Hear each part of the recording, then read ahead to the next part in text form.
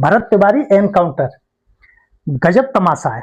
न जाने क्या मजाक चल रहा है। लोकतंत्र है देश में, आजादी को मिलने वर्षों हो गए, राजाशाही को जाए हुए वर्षों हो गई, लेकिन कुछ लोगों की मानसिक दशा अभी ठीक नहीं। इन पुलिस वालों ने जिसने भरत तिवारी का एनकाउंटर किया है, पता नहीं किनके आदेश पर किया। जब उस लड़के ने अपनी पिस्टल, अपना तमंचा जो है पुलिस वालों के सामने डाल दिया, उसको भागकर उठाने के बाद, उसे पकड़ने के बाद एनकाउंटर कर दिया, जो कि आर्टिकल 21 का सीधा सीधा उल्लंघन है। और इसकी सुनवाई जो होगी ना, वो सुप्रीम कोर्ट में होगी, क्योंकि आर्टिकल 32 ये आपको पावर देता है, इस देश के प्रत्येक व्यक्ति को पावर देता है, बुजुर्ग हो, छोटा हो, बच्चा हो, कि अगर फंडामेंटल राइट्स का उल्लंघन हो तो सीधे सुप्रीम कोर्ट जाए।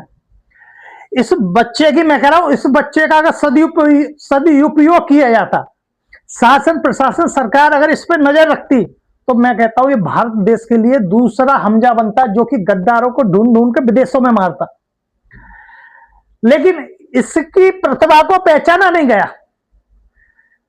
पहले तो उनकी मानसिक दशा चेक होनी चाहिए जिन्होंने इसका एनकाउंटर किया, उनकी साइकोलॉजी चेक हो। आपने सही माने में, हम लोगों ने ये देश की एसेट को खोया है, हमने देशभक्त को खोया है।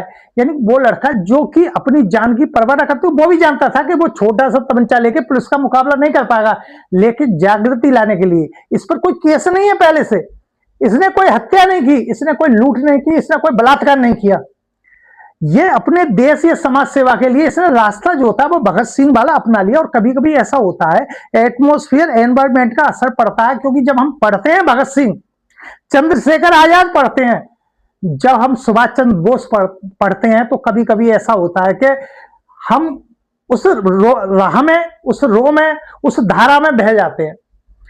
इसने कोई हत्या नहीं की सही माने में, तो जब इसने सरेंडर कर दिया तो इसको जेल भेजना, जज इसका फैसला करता, न्यायालय इसका फैसला करता।